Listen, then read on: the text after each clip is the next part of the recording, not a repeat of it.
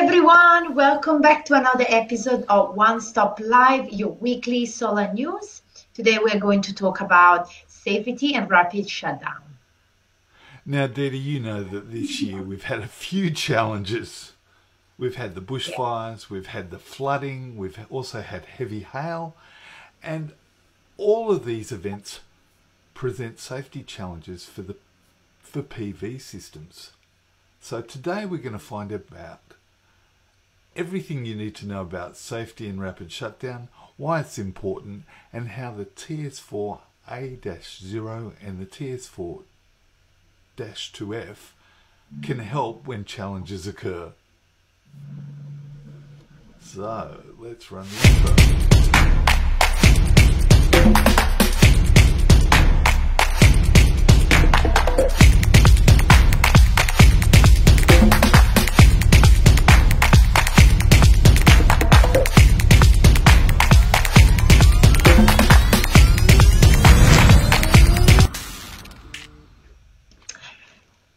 So, as mentioned quickly before, to help us better understand safety and rapid shutdown, we invited Garry Willett from Tigo Energy. So, Garry joined a top 10 Victorian-based PV installation company to set up their Queensland operation. And in 2013, Garry joined the national office of one of the top module manufacturers, where he helped grow their distributor business and eventually establish the brand new in New Zealand and manage their large-scale solar farm pipeline. In 2017, he became the main contact in Australia for one of the world's leading manufacturers of central inverters, used in large-scale solar farm projects. In 2020, Garry joined Tigo Energy to assist customers interested in adopting module-level power electronics onto their solar systems. There is significantly more knowledge around module performance issues and the long-term effects of exposure in the harsh Australian environment. Safety has become a focal point due to the rising number of fire events, and Tigo rapid shutdown solutions are an excellent way of protecting properties, as well as giving owners the ability to render their PV system safe during storms or adverse weather events. Garry has given us an excellent video presentation to explain this to all of us. So let's run Garry's video. Yeah, hi, I'd like to welcome you today to One Stop Warehouse's presentation covering Tigo's PV safety and rapid shutdown systems. And as we progress, we will look at two different alternatives.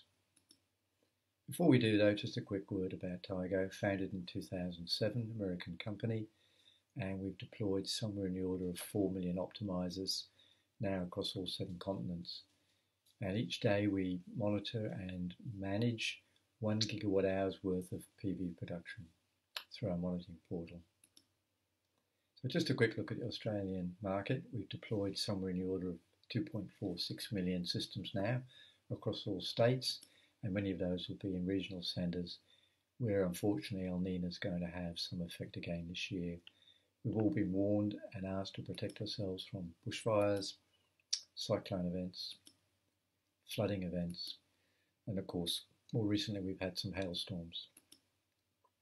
So these present some significant challenges for PV owners, and we need to kind of look at how we might mitigate those. Certainly with bushfires, we do not want to see a friendly neighbour or a first responder hosing down our property in the event that our rooftop solar system is active and live. We might in fact electrocute them.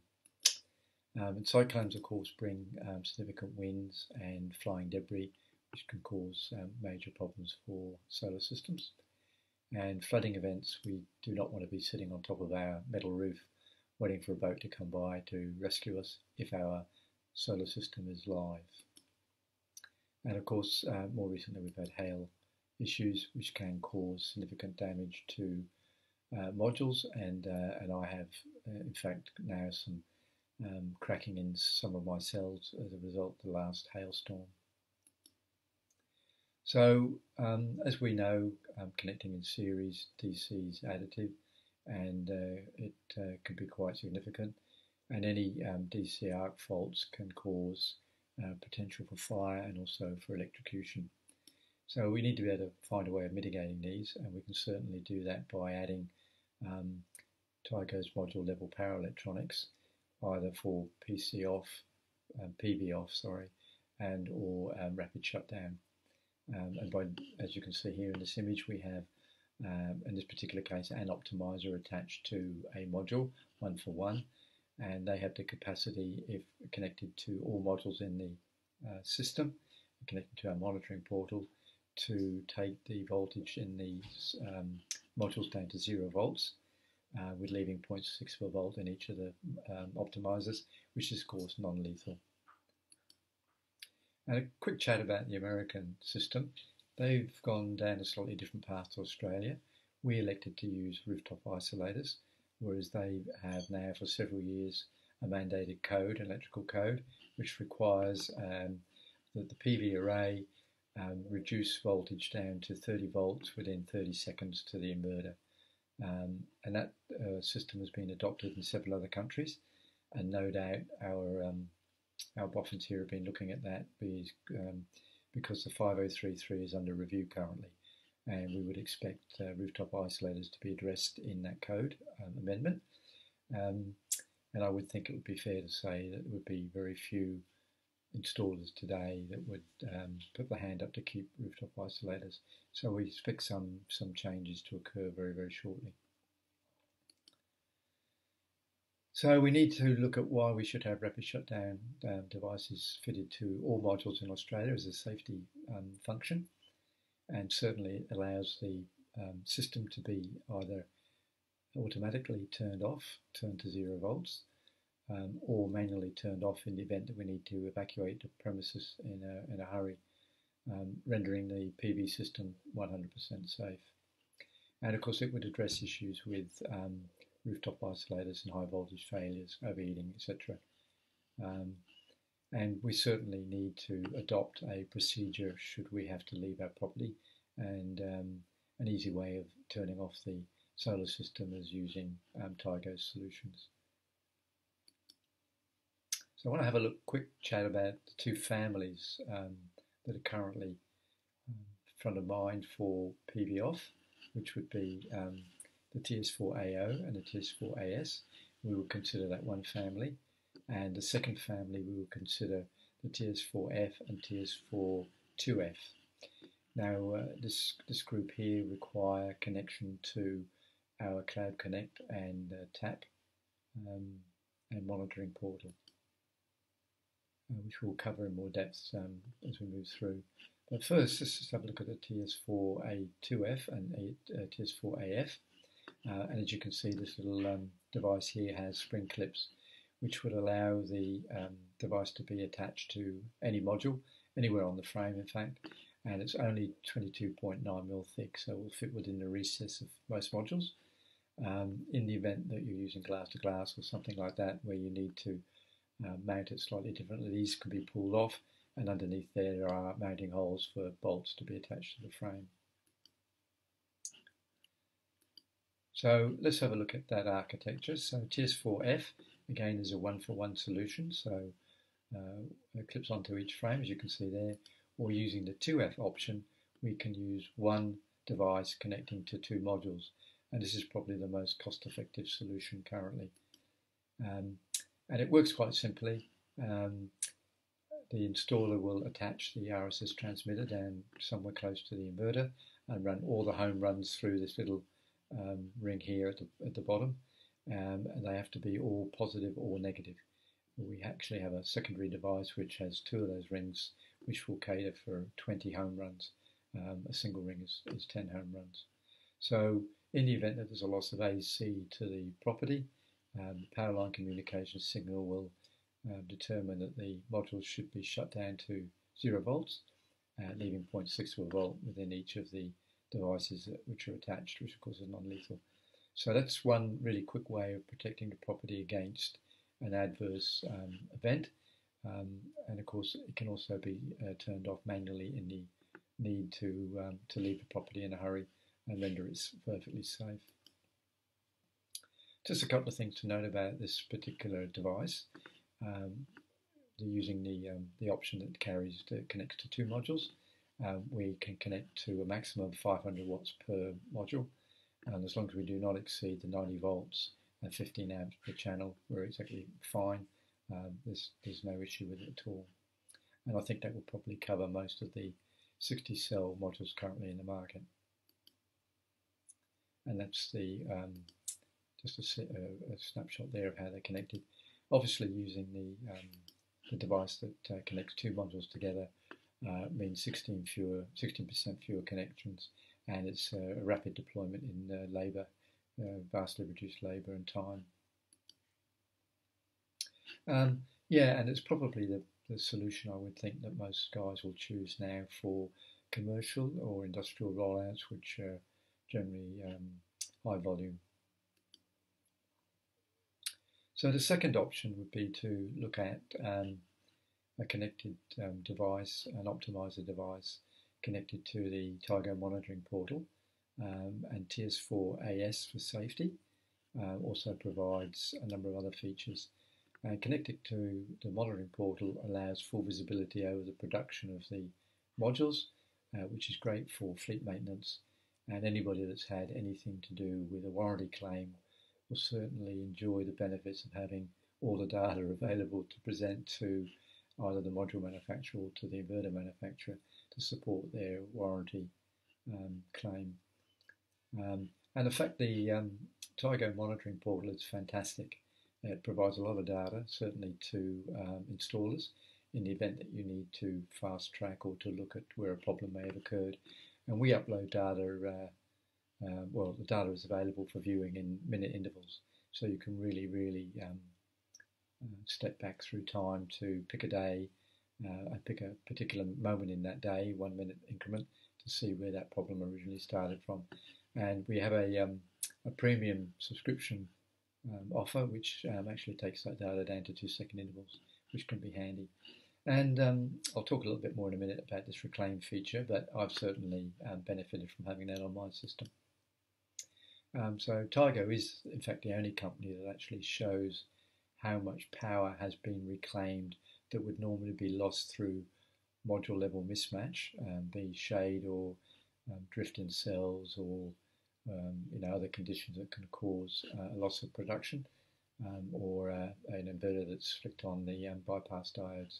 So this little bar here, this little green section, actually indicates how much power has been recovered that normally would be lost. And in my case, it's worth about $200 a year to me. I can actually recover about 1.4 kilowatt hours a day. I have shade problems from a neighbour's tree, so it's well and truly been about a bonus to have that. So TS4 AS provides, as I said, monitoring, but it also provides this safety feature. So in the event that there is an issue with the system, whether it's an over voltage, over current, or thermal event, it will automatically render the system safe by shutting down the modules to 0 volts, and an alert will be sent to the nominated person, whether it be the installer or the homeowner. The other device that is most commonly used, I'm sure most of you will know this one, the TS4 A-O, which is our optimizer, our full optimizer. And that provides, obviously, monitoring, the safety feature that we spoke about previously, but also full optimization. So it will be looking at the module level to see the best MPP point that it can select for the module to support the inverter, and mitigating any issues through shade or through module level mismatch, increasing the return on investment to the owner. So that can be deployed in conjunction with safety, with TS4 AS. So in the event you may have a project which shows some shade, you might just deploy a couple of optimizers to cover the shade, and the rest of the system would have the TS4 AS for safety. Those two combined on 100% deployment will provide rapid shutdown or PV off in the need that the system needs to be rendered safe. So how do the optimizers actually work? They actually sit passively on the system. If there's no need to be active, they're just quietly sitting there, which means that their mean time to failure is a lot greater than some of our competitors. And obviously they only come on when there's a problem. And this particular slide here shows that some shade in this third module here. So what would tend to happen is that a bypass tunnel is open, so the full power from these modules here will pass through to the inverter, combined with the remaining two on the end. And this particular one here that's got shade will be looking at how much power it can actually recover out of that module, and that will be added to the total export. So this is the reclaimed feature that we looked at in the monitoring portal. So just in terms of how that all connects on the roof, and we're looking here at TS4 A-O or TS4 A-S, again 1-for-1, 100% deployment. That would connect to our Cloud Connect via our Tigo access point. So in the center of the array on the roof, you would deploy a Tigo access point, and that connects to the Cloud Connect via an RS485 cable. And this little device here can talk to 300 modules. So on a typical domestic installation, you probably only use one, unless you've got two roof aspects, in which case you might deploy a second optimizer, or if you've got a dormer or something that's in the way, you might deploy a third one, Tigo access point rather. But in most situations, it's a single one. And when you purchase the Cloud Connect, we supply that in a waterproof housing, IP rated housing, and also along with one Tigo access point comes as a kit. So it makes it easy when you're placing your order. So just a quick recap, TS4 A-O and TS4 A-S family require a CCA and tap, and 1-for-1, 100% deployment. The TS4-F and TS4-2F are purely for rapid shutdown, no monitoring, no optimization, and they require an RSS transmitter, as we saw, which has the CT device attached to it, and you pass all the home runs through that, and the power line communication signals lost, power to the house is turned off, for instance, and it will shut down, rapidly shut down the system and render it safe. So just in conclusion, safer homes use safer solar, and safer homes use Tigo. So all of our products are available through One Stop's branch offices, and as you can see here, they have an office in Perth, South Australia, Queensland, Victoria. By all means, you can drop them an email. Any questions, you can drop us a line at sales@tigoenergy.com or visit our website, which is resource rich. So thank you very much, and hopefully we'll see you in some future presentations. Bye now. Well, thanks Garry Willett from Tigo for helping us learn more about the value of TS4 family rapid shutdown optimizers in keeping PV systems and us safer. Talk to your account manager about Tigo optimizers, or you can contact Garry here. There's his email address and telephone number. And don't forget to join us next week. We'll be meeting with Longi. Thanks, everyone. We'll see you next week.